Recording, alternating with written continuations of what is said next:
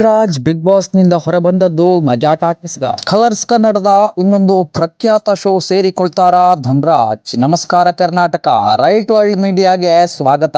ನೀವಿನ್ನು ನಮ್ಮ ಚಾನಲ್ ಅನ್ನು ಸಬ್ಸ್ಕ್ರೈಬ್ ಮಾಡದಿದ್ರೆ ಈ ಕೂಡಲೇ ಸಬ್ಸ್ಕ್ರೈಬ್ ಮಾಡಿ, ಬೆಲ್ ಬಟನ್ ಕ್ಲಿಕ್ ಮಾಡಿ. ಮೊನ್ನೆ ನಡೆದ ಎಲಿಮಿನೇಷನ್ ನಲ್ಲಿ ಧನ್ರಾಜ್ ಬಿಗ್ ಬಾಸ್ ಮನೆಯಿಂದ ಹೊರಬಂದಿದ್ದಾರೆ. ಸತ್ಯ ಹೇಳಿ ಪ್ರಾಮಾಣಿಕವಾಗಿ ಆಡಿ ತನ್ನ ತಪ್ಪನ್ನು ತಾನೇ ಒಪ್ಪಿಕೊಂಡದ್ದಕ್ಕೆ ಹೀಗಾಯ್ತು. ಇದು ಕಲಿಯುಗ, ಬಿಗ್ ಬಾಸ್ ಅಲ್ಲಿ ಸತ್ಯಕ್ಕೆ ಬೆಲೆ ಇಲ್ಲ ಎಂಬೆಲ್ಲ ಮಾತುಗಳು ಸೋಷಿಯಲ್ ಮೀಡಿಯಾದಲ್ಲಿ ಭಾರಿ ಸದ್ದು ಮಾಡ್ತಾ ಇದ್ವು.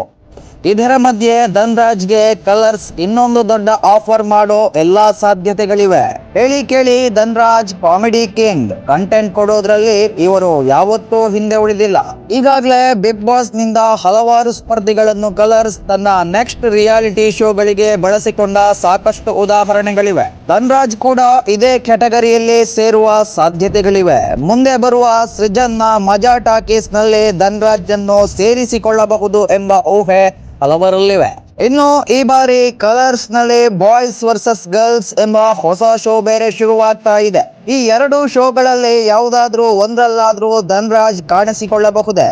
ಇದಕ್ಕೆ ಧನ್ರಾಜ್ ಅವರೇ ಸ್ಪಷ್ಟನೆಯನ್ನು ಕೊಡಬೇಕಿದೆ. ಮತ್ತೆ ಮುಂದಿನ ವಿಡಿಯೋದಲ್ಲಿ ಭೇಟಿಯಾಗೋಣ. ಅಲ್ಲಿವರೆಗೂ ವೀಕ್ಷಿಸಿ ರೈಟ್ ವರ್ಲ್ಡ್.